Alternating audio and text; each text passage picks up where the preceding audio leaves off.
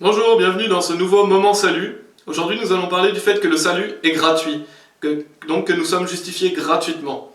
Et Romains chapitre 3 au verset 24 nous dit « Étant justifiés gratuitement par sa grâce, par le moyen de la rédemption qui est en Christ Jésus. » Et Romains chapitre 6 verset 23 nous dit « Car le salaire du péché est la mort, mais le don de Dieu est la vie éternelle par Jésus-Christ, notre Seigneur. » Donc il est clair et précis que la Bible nous dit que nous sommes sauvés gratuitement, que c'est la grâce de Dieu qui nous sauve, et que c'est un cadeau de Dieu, donc c'est le don de Dieu, et c'est la vie éternelle. Donc la Bible enseigne que le salut est gratuit. Et en Apocalypse chapitre 22 au verset 17, il y a aussi mention de cela, la Bible nous dit « Et l'Esprit et l'épouse disent « Viens », et que celui qui entend dise « Viens », et que celui qui a soif vienne, et quiconque le veut, qu'il prenne de l'eau de vie gratuitement. Donc quiconque le veut prenne de l'eau de vie gratuitement. Donc combien coûte cette eau? Elle est gratuite. C'est-à-dire que le salut, il est gratuit. Dieu nous le donne par sa grâce. Donc il est vraiment clair à travers ces versets, et il y a beaucoup d'autres versets qui en parlent, que le salut est gratuit. Donc comment nous sommes justifiés? Gratuitement. Ainsi nous ne méritons pas le salut. Nous, en tant qu'êtres humains, nous méritons d'aller en enfer, parce que nous sommes pécheurs, parce que nous sommes coupables devant Dieu. Donc on mérite quoi? D'aller en enfer. On ne mérite pas d'être sauvés. Et nous ne travaillons pas pour recevoir le salut. C'est-à-dire que ce n'est pas par nos propres efforts, par nos propres bonnes œuvres, ce n'est pas notre bonne conduite qui fait qu'on va aller au paradis, parce qu'on ne travaille pas pour le salut, parce qu'il est gratuit. Et ce n'est pas à nous de travailler pour essayer de garder le salut non plus. Donc on n'essaye pas de gagner le salut, mais on ne travaille pas non plus pour le garder. Parce que le salut, il est gratuit, et il vient de l'œuvre de Jésus-Christ. Donc lorsque nous croyons dans l'œuvre parfaite de Jésus-Christ, qu'il est mort à la croix pour nos péchés, qu'il est enseveli et qu'il est ressuscité des morts, et ben nous recevons ce don gratuit qui est la vie éternelle. Et là, nous sommes sauvés. Donc on doit le recevoir comme un cadeau. Si vous ne recevez pas le salut comme un cadeau, vous n'êtes pas sauvés. Pourquoi? Parce que vous essayez de payer pour aller au paradis. Vous essayez de payer parce que, par exemple, vous pensez perdre votre salut, donc vous faites des bonnes œuvres pour ne pas perdre votre salut. Ou vous essayez de ne pas pécher pour ne pas perdre votre salut. Ben c'est pareil, vous n'êtes pas sauvés. Parce que vous n'avez pas complètement mis votre confiance en Jésus-Christ.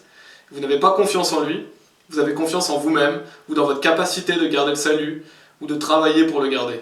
Donc c'est très important de savoir que le salut, non, il est gratuit. Le salut est gratuit, c'est-à-dire que lorsque vous mettez votre foi en Jésus-Christ, vous êtes sauvés. Et on va donner un exemple très simple, mais si je vous dis que cette Bible est gratuite, je vous dis que cette Bible est gratuite, donc je veux vous la donner, et je vous dis, c'est un cadeau gratuit que je vous fais. Est-ce que vous devez payer pour recevoir cette Bible? La réponse est évidente, vous n'avez pas à payer parce que c'est gratuit. Maintenant, si je vous donne cette Bible aussi gratuitement, et je vous dis oui, en échange de cela, vous devez aller laver ma voiture. Est-ce que cette Bible est gratuite? Non, elle n'est pas gratuite parce que je vous demande de travailler en échange. Donc ce n'est plus gratuit. Et si je vous donne cette Bible gratuitement, et que je vous dis que c'est la vie éternelle, parce que le don de Dieu c'est la vie éternelle, et donc je vous la donne, et que dans 3 semaines je tape à votre porte, et je vous dis « Ah, rendez-moi cette Bible, je sais que vous commettez encore du péché, ou vous faites ceci ou cela, vous n'allez pas à l'église, rendez-la moi. » Et bien ça n'aurait pas été la vie éternelle, parce qu'elle aurait été temporaire. Je vous aurais donné cette Bible temporairement. Or, je vous avais dit que le don de Dieu, c'est la vie éternelle. Donc que cette Bible était éternelle. Donc là où je veux en venir, c'est le fait que c'est un cadeau gratuit que Dieu vous fait. Donc comme je l'ai dit avant, vous ne travaillez pas pour recevoir la vie éternelle. Vous ne travaillez pas non plus pour la garder. Et vous devez la recevoir comme un cadeau. Parce que si vous essayez de travailler pour, ce n'est plus gratuit. Et si vous dites que vous pouvez la perdre, ça veut dire qu'elle n'est pas éternelle. Donc vous faites de Dieu un menteur, vous n'êtes pas sauvé parce que vous ne croyez pas l'attestation que Dieu a donnée. Donc c'est très important, cette notion de gratuité du salut, elle est très importante parce qu'elle montre qu'on est sauvé par la grâce de Dieu, et elle montre aussi que le salut ne peut pas se perdre parce que ce cadeau gratuit que Dieu vous fait, c'est la vie éternelle, c'est-à-dire la vie pour toujours qui n'a pas de fin. Donc voilà, et vous devez mettre donc toute votre confiance en Jésus-Christ pour être sauvé. Si vous n'avez pas confiance en Jésus-Christ complètement, vous n'êtes pas sauvé. C'est-à-dire que si vous croyez perdre votre salut, ou si vous croyez que vous devez être bon pour recevoir le salut, ben vous n'êtes pas sauvé parce que vous n'avez pas mis votre confiance en lui. Et lorsque vous mettez votre confiance en lui, là, vous recevez ce don de Dieu qui est la vie éternelle, et qui est pour toujours. Allons dans un passage en Exode chapitre 21, donc dans l'Ancien Testament, il y a un verset qui est intéressant à étudier. Exode chapitre 21 au verset 2, qui nous dit « Si tu achètes un serviteur hébreu, il servira 6 années, et la 7e, il sortira libre gratuitement. » Donc ça, c'est vraiment une figure du salut. On peut voir le salut à travers ce verset. Pourquoi? Parce qu'on voit ici qu'il travaille 6 années et que la 7e, il sort libre gratuitement.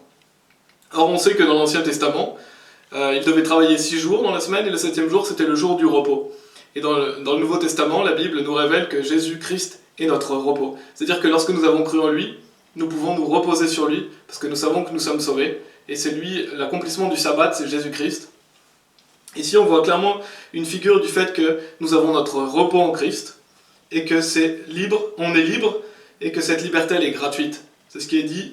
Et la 7e, il sortira libre gratuitement. Donc ça symbolise le fait que le salut est gratuit. Et lorsque nous sommes sauvés, on est libre en Christ. Parce que Dieu efface tous nos péchés. Dieu pardonne tous nos péchés, donc nous sommes libres. Donc comment nous sommes pardonnés de nos péchés? Par Jésus-Christ, bien sûr, gratuitement. Et donc nous en sommes libérés. Donc ce verset est intéressant. Bien sûr, il y aurait beaucoup de choses encore à dire dessus. Mais il peut symboliser le fait que nous sommes sauvés gratuitement, comme on l'a vu avant, et que nous sommes libres grâce à Jésus-Christ. Et pour conclure, lisons un passage de la Bible en Jean chapitre 4, qui est l'histoire de la Samaritaine et de Jésus. Et commençons au verset 10, qui nous dit « Jésus répondit et lui dit, « Si tu connaissais le don de Dieu, et qui est celui qui te dit « Donne-moi à boire », tu lui aurais demandé, et il t'aurait donné de l'eau vive. » La femme lui dit, « Sire, tu n'as rien pour puiser, et le puits est profond. D'où as-tu donc cette eau vive?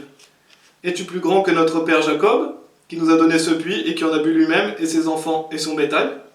Jésus répondit et lui dit, « Quiconque boit de cette eau aura encore soif. Mais quiconque boit de l'eau que je lui donnerai n'aura plus jamais soif.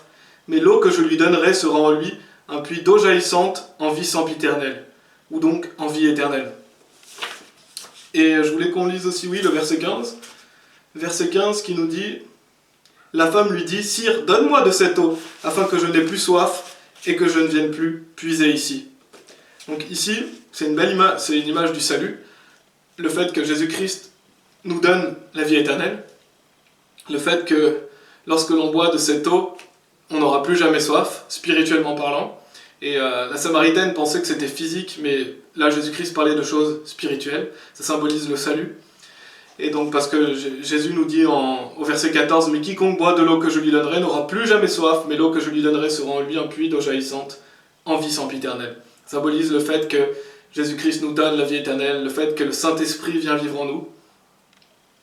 Et donc, si vous n'avez pas reçu cette vie éternelle, eh ben, il est pour vous le moment de la recevoir. C'est ce que nous dit le verset 15. La femme lui dit « Sire, donne-moi de cette eau afin que je n'ai plus soif et que je ne vienne plus puiser ici. » Donc il est temps de vous poser cette question, vous aussi. Il est temps de prendre cette eau que Dieu vous tend, l'eau de la vie éternelle qui est gratuite. Il est temps de vous approprier cette eau et ainsi vous serez sauvés.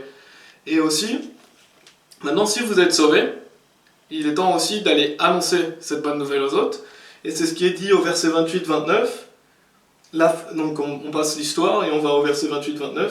La femme alors laissa sa cruche et s'en alla à la ville et dit aux hommes « Venez, voyez un homme qui m'a dit toutes les choses que j'ai jamais faites. N'est-ce pas le Christ ?» Donc après que cette femme ait parlé avec Jésus-Christ, qu'est-ce qu'elle fait? Elle va témoigner envers les autres. Et nous, en tant que chrétiens sauvés, si nous avons cette eau de la vie éternelle en nous, nous devons aller annoncer aux autres cette bonne nouvelle et leur permettre aussi d'avoir cette eau de la vie éternelle en eux. Et donc ça c'est très important, parce que si vous aviez un cadeau, si par exemple vous aviez une maison à offrir aux personnes, ne seriez-vous pas heureux d'aller offrir une maison à quelqu'un? Bien sûr que si, vous seriez heureux d'offrir un cadeau aussi beau qu'une maison à quelqu'un.